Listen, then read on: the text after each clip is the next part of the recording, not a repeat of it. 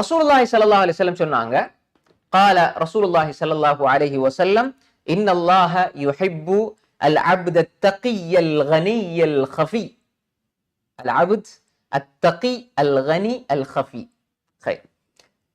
ரசூல் ஸல்லல்லாஹு அலைஹி வஸல்லம் சொன்னாங்க, அல்லாஹ் தஆலா இந்த மனிதனை விரும்புகிறான். எந்த மனிதன்?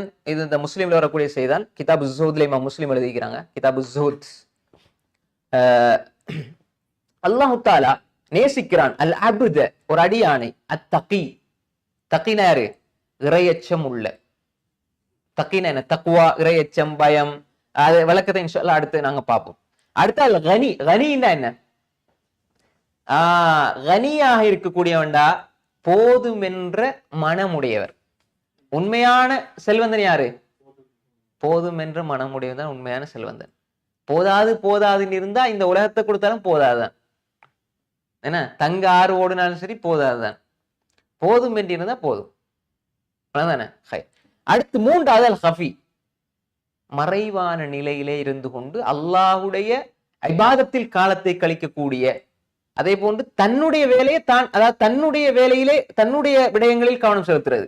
அடுத்தவன் என்ன செய்யறான்? அடுத்தவன குறை தேடிட்டு அவனை பத்தி கேவலப்படுத்தணும், அவனை இழிவுபடுத்தணும், அவனை அசிங்கப்படுத்தணும் இல்லாம தன்னுடைய காரியத்தில் நம்ம எவ்வளவு பாவியாக இருக்கிறோம், நம்முடைய என்ன குறைகள் இருக்குது, தேடி தேடி நம்மட குறையை பார்த்து பார்த்து நான் இபாதத்துல முன்னேறி கொண்டே போகணும். அதே நேரம் நான் மற்றவங்களுக்கு காட்டணும் என்ற எண்ணம் இருக்க கூடாது. மாஷா அல்லாஹ், எல்லாரும் பாருங்க, நான் இப்படி செய்யறேன், என்னென்ன செஞ்சிருக்கிறேன், என்னென்ன இபாதத்துகள், என்னென்ன இதுல நான் ஒரு பெரிய பயபக்தி உள்ளால், நான் ஒரு பெரிய ஆலிம், நான் ஒரு பெரிய ஷேக் அப்படின்னு சொல்லி காட்டக்கூடியவராக இருக்க மாட்டார். அல்லாஹ்வை அஞ்சக்கூடியவராக, அதே போன்று போதும் என்ற குணமுடையவராக, அதை ஒன்று மறைந்து மறைந்து அமல் செய்யக்கூடியவராக, பிரபல்யத்தை விரும்பாமல் மறைந்து மறைந்து அமல் செய்யக்கூடியவராக இருப்பார். இப்படிப்பட்ட அடியானை அல்லாஹு தஆலா விரும்புகிறான் என்பதாக ரசூலுல்லாஹி ஸல்லல்லாஹு அலைஹி வஸல்லம் சொன்னாங்க. இமாமுனா முஸ்லிம் ரஹிமஹுல்லாஹ் கிதாபு ஸுஹூத்ல இந்த செய்தியை பதிவு செய்திருக்கிறார்கள். இப்ப இந்த ஹதீஸுடைய விளக்கத்துக்கு நாங்க வருவோம். அத்தகின்னு சொன்னால், முதலாவதாக தக்வா என்று சொல்கின்ற பொழுது நம்ம தக்வா பத்தி விரிவாக பார்த்திருக்கிறோம். இறையச்சம், இறை பயம் என்று சொல்லும் பொழுது அல்லாஹ் அஞ்சுறது அல்ல, அல்லாஹ்வினுடைய தண்டனையை அஞ்சுவது.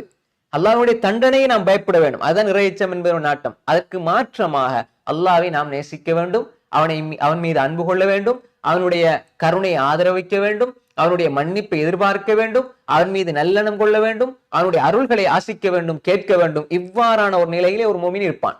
அப்ப எனவே அதுதான் தக்வா. அதே மாதிரி அல்லாஹ் ஈமான் கொண்டிருப்பான், தொழுகையை சரிவர நிறைவேற்றுவான், அதே போல் அல்லாஹ் கொடுத்ததை செலவழிப்பான். முஹம்மது ஸல்லல்லாஹு அலைஹி வஸல்லம் அவர்களுக்கு இறக்கி வைத்ததை கொண்டு அவர் ஈமான் கொண்டிருப்பார். முஹம்மது ஸல்லல்லாஹு அலைஹி வஸல்லம் முன்னால இறக்கி வைக்கப்பட்ட வேதங்களை கொண்டு ஈமான் கொள்வார், ரசூல்மாரை கொண்டு ஈமான் கொள்வார், மறுமை நாளை கொண்டு ஈமான் கொள்வார், கியாமத்து நாளை கொண்டு ஈமான் கொள்வார். அதே போன்று கபருடைய வேதனை, சொர்க்கம், நரகம், அதே போன்று எல்லா வகையான நம்பிக்கை சார்ந்த விடயங்களிலே அவர் கவனம் செலுத்துவார்.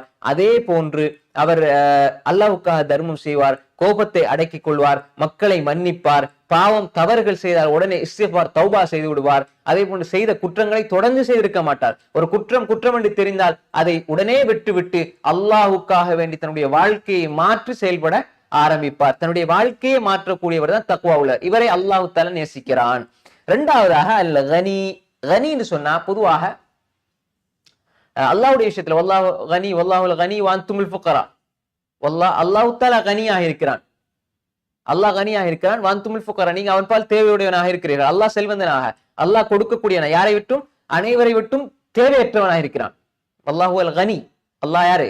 கனியாக இருக்கிறான். நீங்க யாரு? ஃபுகரா, ஃபகீர்ன தேவையுடையவர்களாக இருக்கிறீர்கள். வல்லாஹுல் கனி வ அன்துமுல் ஃபுகரா. கைர். அப்ப இந்த இடத்துல கனின்னு சொன்னா ஒரு மனிதன் பிறரிடம் இருந்து தேவையற்றவனாக இருக்க வேண்டும். அதே போன்று இன்னும் இதனுடைய ஆழமான கருத்து என்ன சொன்னா, போதும் என்ற மனம் இருக்க வேண்டும். ஒரு மனிதனுக்கு போதும் என்ற மனம் இருக்க வேண்டும். ஒரு மனிதன் நான் என்னுடைய அடிப்படை தேவைகள், அடிப்படை வசதி வாய்ப்புகள் அவன் செய்து கொள்ள வேண்டும் என்பது அதில் ஆசை வைப்ப தப்பு கிடையாது. இப்ப நீங்க ஒரு அழகான வீடு கட்டணும், ஒரு வாகனம் எடுக்கணும், உங்களோட பிள்ளைகளுக்கு பொருட்களை சாமான் தேவையானவங்களை வாங்கி கொடுக்கணும் என்றா அது பிரச்சனை அல்ல. இப்ப நீங்க 1க்கு 2 வச்சுக்கிட்டு 3வது 4வது எதிர்பார்க்கிறது, அதே மாதிரி பல ஒரு ஜெனரேஷனுக்கு சம்பாதிச்சு முடிஞ்சு 2வது சந்ததியினருக்கு சம்பாதிக்கின்ற, அதுக்கும் சேர்த்து கவலைப்படுற. அடே இந்த பிள்ளைக்கு நான் இதை கொடுக்கணுமே அதை கொடுக்கணுமேன்னு சொல்லி திரும்ப திரும்ப நம்முடைய மனசை வருத்தி கொண்டு அப்படி யோசித்து கொண்டு தன்னை வருத்தி கொண்டு என்ன தேடிக்கொண்டே இருக்கக்கூடியவர்கள் எப்பொழுதுமே தன்னுடைய வாழ்க்கையில நிம்மதி அடைய மாட்டார்கள். போதும் என்ற குணம் வாழ்க்கையில வராது. மாற்றமா ரைட் அல்லாஹ் இன்றைக்கு வரக்கூடிய இன்றைக்கு நமக்கு என்ன தேவையோ அது அல்லாஹ் தந்திருக்கிறான். இன்றைக்கு தந்த அல்லாஹ் நாளைக்கும் தருவான். அப்ப நாளைக்கு வரும்போது இன்று இன்று இன்று பார்க்கும் பொழுது நம்ம நேற்று அந்த ஹதீஸை பார்த்தோம். இன்று இன்று பார்க்கும் பொழுது ஒரு மனிதர் 3 விடயங்களோடு அவனுடைய வாழ்க்கை இருக்கும் என்றால் 3 விடயங்களும் அவனுக்கு ஒரு நாள்ல கிடைக்கும் என்றா அவனுக்கு இந்த உலகம் கிடைச்சது போலன்னு சொன்னாங்க ரசூலுல்லாஹி ஸல்லல்லாஹு அலைஹி வஸல்லம்.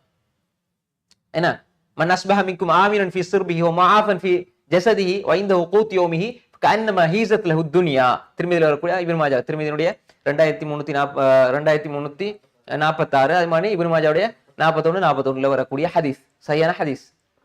மன் அஸ்பஹ மின்கும் ஆமினன் ஃபீ சிர்பிஹி யார் ஒரு மனிதர் தன்னுடைய வீடு பாதை இந்த விடயங்கள்ல பாதுகாப்பா இருக்கிறார், வீட்டுல அவர் பாதுகாப்பா இருக்கிறார், செல்ற பாதையில அவருக்கு பாதுகாப்பு கிடைக்குது, அவர் பாதுகாப்பாக முறையில இருக்கிறார், இப்படி காலை அடைகிறார்.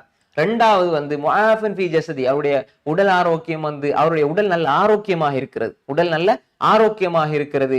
அவர் மாஷா அல்லாஹ் அவருக்கு எந்த ஒரு கடுமையான நோயும் இல்லை. பொதுவாக சின்ன சின்ன நோய்கள் தடுமல் காய்ச்சல் இதெல்லாம் அடிக்கடி போற விஷயங்கள். இதல்லாம அவருக்கு பெரிய ஒரு நோய் இல்லை, ஆரோக்கியமாக இருக்கிறார். வைந்தஹு கூத்து யௌமிஹி அன்றைய நாளுடைய உணவு அவரிடம் இருக்கிறது என்றால் ரசூல் ஸல்லல்லாஹு அலைஹி வஸல்லம் சொன்னாங்க ஃபகஅன்னமா ஹீஸத் லஹு துன்யா அவருக்கு முழு உலகமும் கொடுக்கப்பட்டதை போன்று என்பதாக ரசூல் ஸல்லல்லாஹு அலைஹி வஸல்லம் சொன்னாங்க. அப்ப எனவே இன்று நான் இதை பெற்றிருக்கிறேனா என்றால் எனக்கு முழு உலகத்தை விட பெரிய சொத்து எனக்கு கிடைச்சிட்டது. அப்படி ஒவ்வொரு மனிதனும் வாழ வாழ வாழ நிச்சயமாக அல்லாஹு தஆலா என்ன செய்வான், அவனுடைய மனசை திருப்தியுடையதாக அல்லாஹு தஆலா ஆக்குவான். அதாவது இப்னு பத்தால் ரஹ்மத்துல்லாஹி அலைஹி சொல்றாங்க இந்த ஹதீஸுடைய கருத்தை பத்தி இப்னு பத்தால் ரஹ்மத்துல்லாஹி புகாரியினுடைய மிகப்பெரிய ஒரு விரிவுரையாளர் ஹாஃபிஸ் இப்னு ஹஜர் அல்-அஸ்கலானி ரஹிமஹுல்லாஹ் ஃபத்துல் பாரியிலே இவங்களுடைய கருத்தை நிறைய பதிவு செய்வாங்க. இமாம் இப்னு பத்தால் ரஹ்மத்துல்லாஹி சொல்றாங்க கனி கினான்னு சொன்ன என்ன, அதாவது பொருளாதாரத்தை அதிகமா சேர்த்து வைக்கக்கூடியவர் அல்ல கனி. மாற்றமாக யாருடைய உள்ளத்திலே போதும் என்ற குணம் இருக்கிறதோ அவர்தான் கனி என்பதாக இமாம் இப்னு பத்தால் ரஹ்மத்துல்லாஹி அலைஹி அவர்கள் சொல்றாங்க.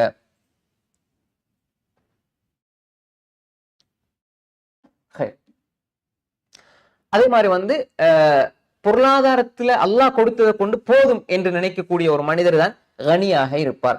அதே போன்றுதான் இந்த கனி என்று சொல்கின்ற பொழுது இன்னல்லாஹ் யுஹிப்பு அல் அப்த தகி அல் கனி அல் ஹஃபி. இந்த கனி என்று சொல்கின்ற பொழுது நாம் சரியாக புரிந்து கொள்ள வேண்டும். அல்லாஹு தஆலா தருகின்ற அருள்களை கொண்டு நாம் பொருந்தி கொள்ளக்கூடியவர்களாக இருக்க வேண்டும். எல்லாத்துக்குமே நாம் அல்ஹம்துலில்லாஹ் எல்லா போலும் அல்லாஹ்வுக்கே என்று நாம் அல்லாஹ்வுக்கு நன்றி செலுத்தக்கூடியவர்களாக எப்பொழுதும் அல்லாஹ் எனக்கு தந்திரக்கூடிய அருள்களை பார்க்கணுமே தவிர நாம் என்னென்ன கிடைக்கலையோ அதையெல்லாம் நினைச்சு வருத்தப்படக்கூடாது. உதாரணமாக எப்ப வருத்தம் வரும், நீங்க இன்னொரு ஆளோட உங்களை ஒப்பிட்டீங்கன்னா உங்களுக்கு நிச்சயமா வருத்தம் வரும். பாரு அவர் எவ்வளவு நல்லா இருக்கிறாரு, எனக்கு அப்படி ஒண்ணும் இல்லையே. ரசூலுல்லாஹ் சொன்னாங்க உங்களுக்கு கீழே இருக்கிறவங்கள பாருங்க. அப்படி ஒரு எண்ணம் உங்களுக்கு கீழே இருக்கிறவங்கள பாருங்க. எனக்குனாலும் பரவாயில்ல, ஒரு வீடாவது இருக்கு தங்குறதுக்கு, வீடே இல்லாம வீதியில உறங்கக்கூடிய எத்தனை பேர் நம்ம பாக்குறோம் அப்படின்னு பார்த்து அல்லாஹ்வுடைய நிஅமத்தை நீங்க பெருசா நினைப்பீங்க. அப்படி இல்லை, எப்ப பார்த்தாலும் எங்களுக்கு மேல உள்ள ஆக்களையே பார்த்துட்டு இருந்தோம்டா அல்லாஹ்வுடைய அருளை நீங்க என்ன செய்யும், புறக்கணிப்பீங்க. எனவேதான் ரசூல் ஸல்லல்லாஹு அலைஹி வஸல்லம் அழகா சொன்னாங்க, ஒரு மனிதன் அல்லாஹ் கொடுத்ததை கொண்டு திருப்தி அடைவானாக இருந்தா அல்லாஹ் அவனை நேசிப்பான், இன்னும் கொடுப்பான். அல்லாஹ் நேசித்தா என்ன செய்வான், கொடுப்பான். அப்ப நாங்க என்ன செய்யறோம் என்றால் அல்லாஹ் தந்ததை கொண்டு பொருந்தி கொள்ளாம இன்னும் தேட போறோம். அதனால எங்களுக்கு என்ன வரும், கவலையும் துன்பமும் பிரச்சனை துக்கம் துயரம் எல்லாம் வந்துகிட்டு இருக்கும். அதெல்லாம் ரைட், அல்லாஹ் தந்திருக்க அல்ஹம்துலில்லாஹ். அல்ஹம்துலில்லாஹ்னு சொல்லும்போது இன்னொரு ஷுக்ர், அந்த நியாமத்துக்கு ஷுக்ர் செய்யும் பொழுது அல்லாஹ் அதிகரிப்பானா இல்லையா? லைன் ஷக்கர்தும் லஅஸீதன்னக்கும், நீங்க நியாமத்துக்கு நன்றி செலுத்தினா நான் உங்களுக்கு அதிகப்படுத்தி தருவேன் என்பது அல்லாஹ்வுடைய வாக்குறுதி. நீங்க நன்றி செலுத்துறீங்க, அப்ப அல்லாஹ் தந்துகிட்டே இருப்பான். எனக்கு போதாதுன்னா போதாதுதான், அல்ஹம்துலில்லாஹ் எனக்கு இருக்கிற போது மாஷா அல்லாஹ் ரொம்ப சந்தோஷமா இருக்கிறேன்டா அல்லாஹ் தந்துகிட்டே இருப்பான். எனவே இந்த விஷயத்தை நம்ம புரிஞ்சுக்கணும். அதே மாதிரி இல்ல ஹஃபி என்று சொன்னா நாங்க இயலுமான அளவு எங்களுக்கும் அல்லாஹுக்கும் இடையில உள்ள தொடர்பை பலப்படுத்திக் கொள்ளணும்.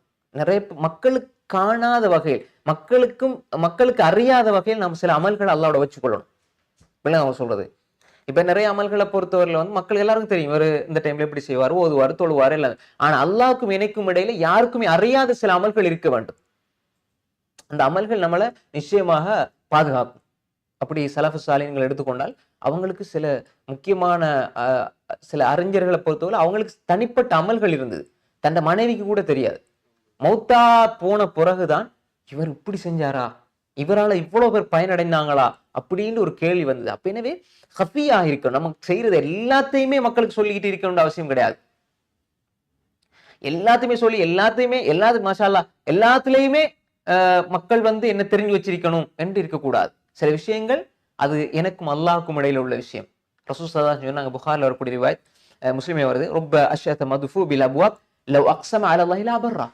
ருப்ப அஷ்அத எத்தனையோ தலைவிரிகோலமான பரட்டை தலையுடையவர்கள், மதுஃபு பில் அப்வாப் வாசல்களிலே தடுத்து வைக்கப்படும். அப்படின்னா என்ன அர்த்தம்னா, அவங்க வந்தா கூட யார் இவங்க வெளியே பார்ப்போம் அப்படின்னு துரத்தக்கூடியவங்க, அந்த மக்களுக்கு மத்தியில பிரபல்யம் இல்லை, கணக்கெடுக்கவும் மாட்டாங்க. ஆனா லவக்ஸம அலல்லாஹி லா பர்ரா, அவங்க அல்லாஹ்விடத்துல ஒரு விஷயத்தை கேட்டு அல்லாஹ் உடனே கொடுப்பானாங்க ஸல்லல்லாஹு அலைஹி வஸல்லம். என்ன அர்த்தம்? அதாவது ஒரு மனிதன் அல்லாஹ்வுடைய அன்பை மாத்திரம் இலக்காக கொண்டு மறைமுகமாக தன்னுடைய அமல்களை செய்கின்ற பொழுது, இஹ்லாஸோடு அவனுடைய வாழ்க்கையை அமைத்துக் கொள்கின்ற பொழுது, அல்லாஹ் அவனுக்கு கொடுக்கிற கிஃப்ட் என்ன தெரியுமா? அவனுடைய துஆக்கள் ஏற்றுக்கொள்ளப்படும். புரிஞ்சுதா? மறைமுகமாக அவன் அமல்களை வைத்துக் கொண்டு அல்லாஹ்வுக்காக மாத்திரம் இஹ்லாஸோடு செயல்படுகின்றவர்களுக்கு அல்லாஹ் கொடுக்கிற கிஃப்ட் என்னடா, அவங்க எதை கேட்டாலும் அல்லாஹ் கொடுப்பான். இப்ப இன்னைக்கு பாருங்க, நிறைய பேர் பாக்குறோம், ரைட், எத்தனையோ பிரபல்யமானவங்க இருப்பாங்க, அவரை தெரியுமா மாஷா அல்லாஹ் எல்லாருக்கும் தெரியும். ஆனால் ஒரு மனிதர் இவர் தெரியுமாண்டா யாருக்குமே தெரியாது. ஆனா அவர் அல்லாஹ்விடத்தில் மிக நெருக்கமானவராக இருப்பார். வானலோகத்துல பிரபலியமாக இருப்பார்.